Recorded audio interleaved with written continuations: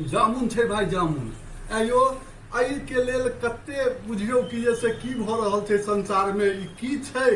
ई अमृत छै अमृत अखन के जेहन दौर छै अखन के जेहन हवा छै अखन के जेहन मनुखक शरीर के नाना प्रकार जे उत्पन्न भ रहल छै विपत्ति सब ओकर उपचार छै कनिक वो 2-4 दिन गाँव में छी तो एकर सेवन क लिअ एहिमे कोनो पाई नहीं लगे छै ई शहर में वह जेबै तो 100 रुपये पौआ दै छै 90 रुपये पौआ दै छै अहूँ के बुझल है सबके बुझल छै नुकायल गप नहीं छै आ गाँव में एकरा के पूछे नहीं छै आ निरोगी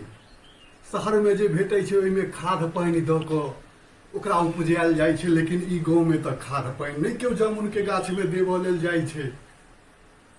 ई एकदम जे छै से निरोगी दाना छै या अमृत छै बहुत एकर फायदा छै कथी वर्णन करू एकर बुझै छियै अहूँ सब बुझै छियै हमहूँ बुझै छियै लेकिन एकर सेवन कऽ लिअ साल भरि निरोगी रहब तो जय मिथिला जय मैथिली।